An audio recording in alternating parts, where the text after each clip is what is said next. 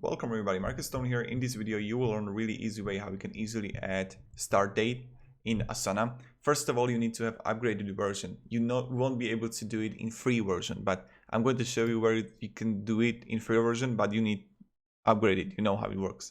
So what you want to do is when you're going to click here on due date,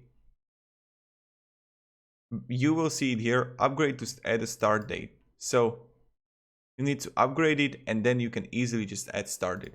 Right now, the only way is you can add due date. You can add start date, which is pity they didn't put it to the free mode, right?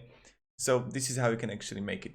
Thank you very much everybody for watching. If you enjoyed this video, you can support and subscribe. You know how these things works.